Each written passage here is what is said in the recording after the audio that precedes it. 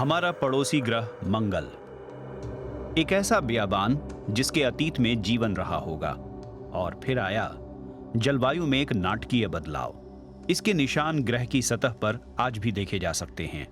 Mars express 2004 से ही जटिल उपकरणों के सहारे मंगल ग्रह की छानबीन कर रहा है।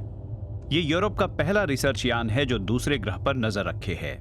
मुझे कहना होगा कि तकनीक के लिहाज से ये एक चौंकाऊ उपलब्धि है। एक ऐसा अंतरिक्ष यान जो बिना किसी मरम्मत और किसी दूसरे का सहारा लिए लगभग 20 साल से मंगल ग्रह के नजदीकी वातावरण के कठिन हालात में काम कर रहा है, बल्कि वास्तव में ये बिना किसी दिक्कत के आज भी काम कर रहा है। ये सचमुच शानदार है। मार्स एक्सप्रेस का ये खास कैमरा सबसे जरूरी उपकरण है। राल्फ याउमन ने इसे बनाने में मदद की है। कैमरा बहुत बारीकी से तस्वीरें ले सकता है। उनके पास मंगल की ऐसी तस्वीरें पहली बार आईं, पूरी तरह मानचित्रों के साथ, और वो भी रंगीन तस्वीरें। इस भूभाग का जो मॉडल मिला उसने हमारे पड़ोसी ग्रह पर हुए भौगोलिक विकास के बारे में अच्छी जानकारी दी, साथ ही जलवायु के इतिहास के बारे में भी। मंगल पर पहुंचने के कुछ ही समय बाद यान ने ग्रह पर जमे हुए पानी की खोज करके सनसनी फैला दी। साथ ही उसने इस बात के भी सबूत दिए कि यहाँ की जमीन को देखकर लगता है कि इस जगह से खूब पानी बहा होगा। हम जानते हैं कि पहाड़ कितने ऊंचे हैं। हम ये भी जानते हैं कि घाटियां कितनी गहरी हैं। इससे हम पता लगा सकते हैं कि वहाँ कितनी देर के लिए और कितना पानी रहा होगा। मार्स पर जीवन था कि नहीं, इस बात का पता लगाने में ये जानकारी अहम है।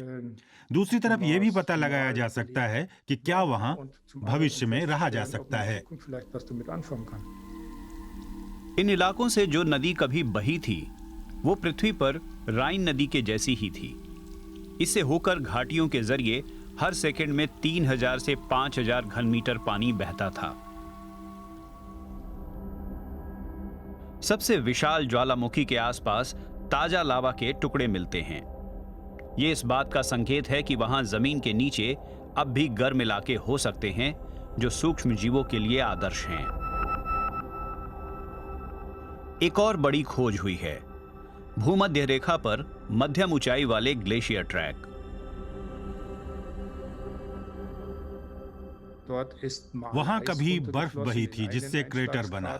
इसके अलावा पहले क्रेटर के नीचे एक और क्रेटर भी है। शुरुआत पहले क्रेटर में बहाव से हुई और जब ये बढ़ गया तो फिर दूसरे क्रेटर में बहाव गया। मैं ये देखकर दंग रह गया। मुझे कहना होगा कि मैं पहाड़ों में पला बढ़ा हूँ और इसे देखकर वहाँ बिल्कुल घर जैसा महसूस होता है।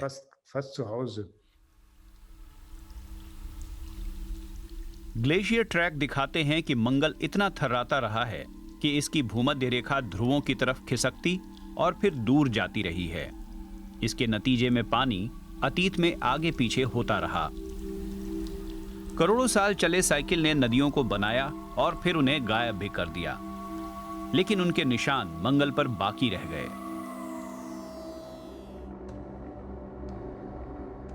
मार्स एक्सप्रेस में रडार भी है। पहली बार किसी यान ने मंगल की मिट्टी का एक्सरे किया, वो भी करीब 5 किलोमीटर की गहराई तक, ये पता लगाने के लिए कि आखिर इतनी बड़ी मात्रा में मौजूद पानी गया कहां।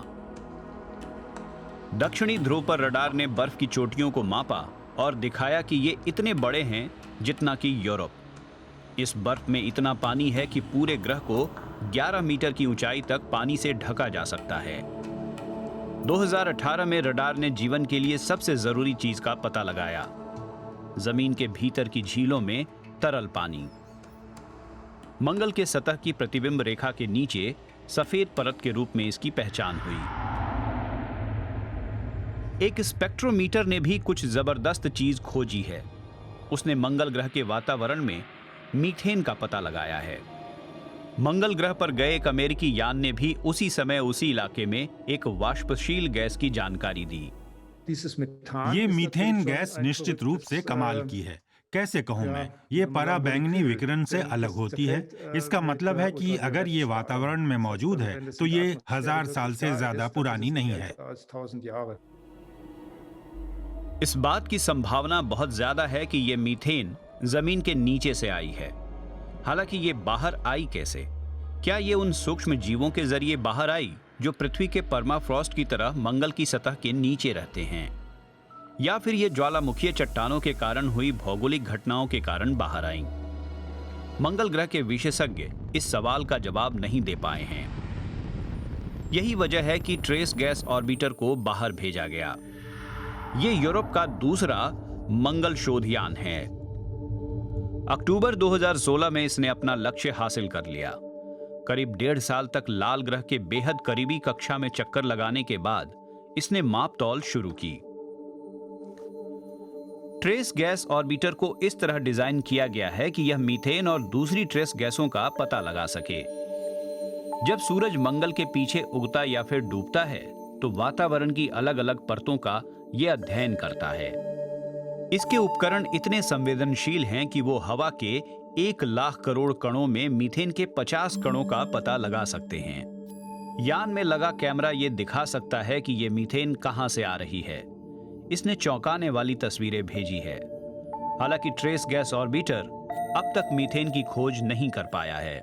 इस मिशन को कुछ सार्थक मापतौल करने में सक्षम होने के लिए ज्यादा समय तक काम करना होगा। जब हम मीथेन के बारे में बात करते हैं तो हम इसका पता लगाने की हद तक पहुंचने के लिए बहुत धीरे धीरे आगे बढ़ रहे हैं। 2022 में यूरोपीय वैज्ञानिक मंगल ग्रह पर अपना पहला रोबोट रोजालिंड फ्रैंकलिन भेजना चाहते हैं। माना जा रहा है कि ये जमीन की कई मीटर गहराई तक खुदाई करेगा और पता लगाएगा कि क्या वहां कोई जटिल कार्बनिक कण मौजूद है। इसके साथ ही मिट्टी में सूक्ष्म जीवों के अवशेष भी हो सकते हैं। अंतरिक्ष से आने वाला विकिरण मंगल की सतह से लगातार टकराता है और वहां मौजूद जीवन के निशान मिटा देता है, लेकिन शायद कोई निशान अब भी बचा हो।